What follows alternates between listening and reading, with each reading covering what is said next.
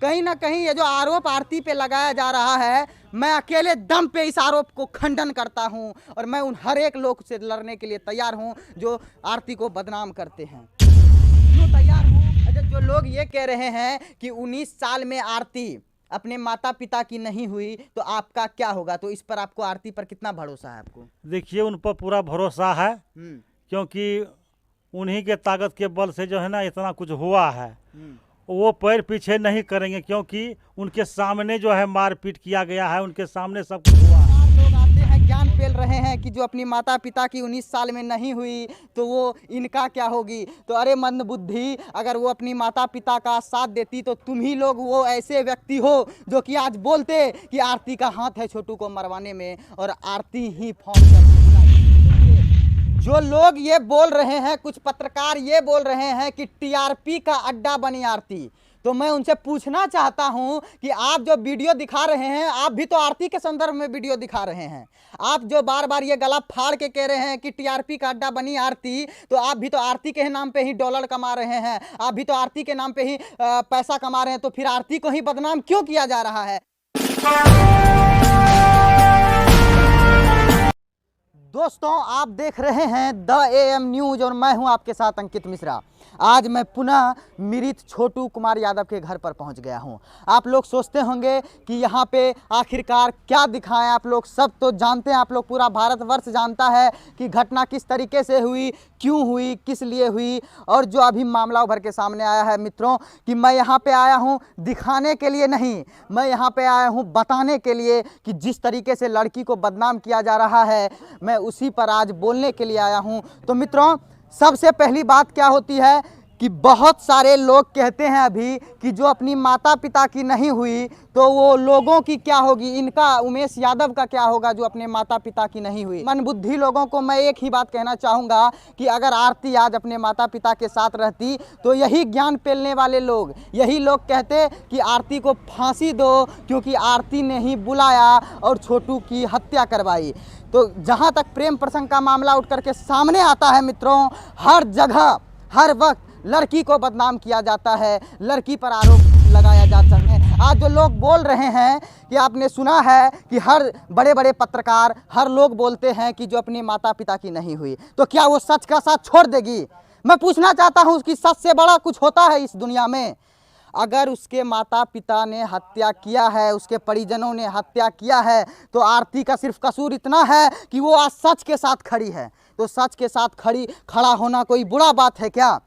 आज आरती, मान लीजिए आरती आज अपने पिता का समर्थन कर देती कि नहीं, मेरे पिता ने नहीं मारा है, तो यही बुद्धिजीवी लोग जो आज कमेंट बॉक्स में ज्ञान पेल रहे हैं और जो अपनी माता पिता की 19 साल में नहीं हुई तो वो इनका क्या होगी। तो अरे मंद बुद्धि, अगर वो अपनी माता पिता का साथ देती तो तुम ही लोग वो ऐसे व्यक्ति हो जो कि आज बोलते कि आरती का हाथ है छोटू को मरवाने में और आरती ही फोन करके बुलाई थी।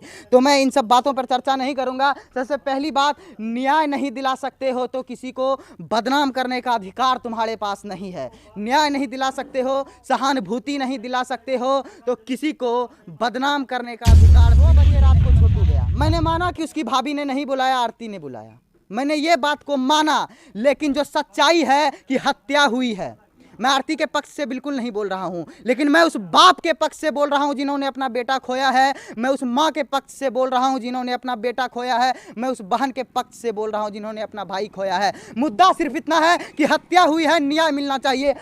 और एक वकील साहब हैं पटना हाई कोर्ट के, शिवनंदन भारती जी, तो मैं उनसे यही बात कहना चाहूँगा, आप लोग जो उनकी बातों पर भरोसा करते हैं तो वो किनका वकील है? सबसे पहले वो वकील है धीरेंद्र यादव का, यानी कि आरती के पिताजी का वो वकील है, और किसी भी हालत में वो धीरेंद्र यादव का ही समर्थन करेगा, क्योंकि कोई भी वकील अपने क्लाइंट को बचाने की कोशिश करता है, चाहे उसका क्लाइंट कितना भी अपराधी क्यों ना हो।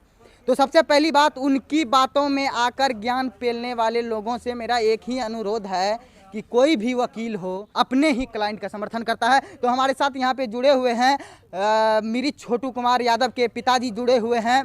कहीं ना कहीं ये जो आरोप आरती पे लगाया जा रहा है, मैं अकेले दम पे इस आरोप को खंडन करता हूं और मैं उन हर एक लोग से लड़ने के लिए तैयार हूं जो आरती को बदनाम करते हैं।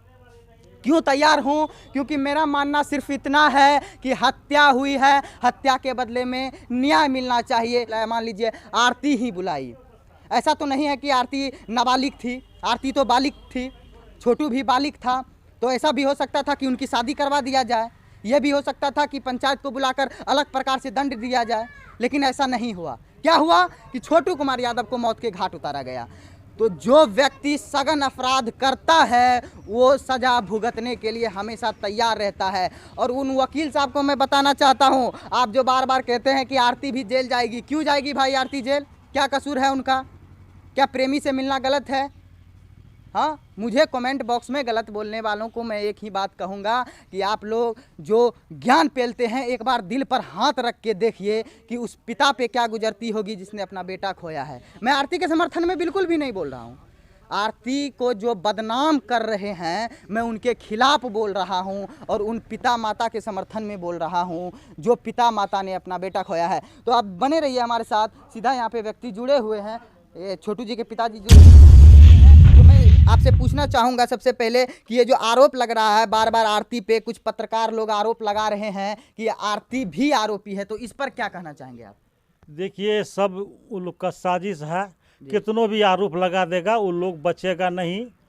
वो क्या समझ रहे हैं कि हम बच जाएंगे? नहीं बचेंगे। ये सब दुनिया को बुड़वक बना रहा है। क्या केस का भी हुआ क्या है? अभी तो शुरुआत भी नहीं हुआ है। सोचिए कि अभी जैसे चूड़ा में पानी देता है, पानी भी अभी नहीं दिया है, अब पहले वो लोग बौखला रहा है। ऐसा बौखलाना नहीं चाहिए उनको। अच्छा, 2 बजे रात का क्या माजरा है सर? 2 बजे कुछ नहीं, उनको बुलाया, जिनको अपने आपस में मेल हो जाता है, उनसे जान पहचान हो जाता है, तो 2 की कभी हो जा सकता है। वो लोग अपने बचने के लिए कहता है 2 बजे आया है, 3 बजे आया है, कुछ बोल रहा है। ये बोलने से कुछ नहीं होगा। और किसी भी जगह पे कानून की किताबों में, संविधान की किताबों में ये नहीं हो रहा है कि आप अगर 2 बजे रात को गए तो आपकी हत्या कर दी जाएगी। क्योंकि मैं आपको बता देना चाहता हूं, अगर लड़का लड़की नाबालिग रहती तो एक अलग प्रश्न चिन्ह लग जाता कि हाँ चलो, अगर नाबालिग थी, गलत काम करते हुए पकड़ा गया और मौत को अंजाम दिया गया, फिर भी ये सघन अपराध होता। नाबालिग हो चाहे बालिग हो, ये सघन अपराध होता। लेकिन यहाँ पे तो लड़का लड़की दोनों बालिग थी। दोनों बालिग थे, इनको भी 22 साल, उनको भी 22 साल हुआ है, तो इसमें तो कोई दिक्कत है नहीं है। अच्छा, जो लोग ये कह रहे हैं कि 19 साल में आरती अपने माता पिता की नहीं हुई तो आपका क्या होगा, तो इस पर आपको, आरती पर कितना भरोसा है आपको? देखिए, उन पर पूरा भरोसा है, क्योंकि उन्हीं के ताकत के बल से जो है ना इतना कुछ हुआ है।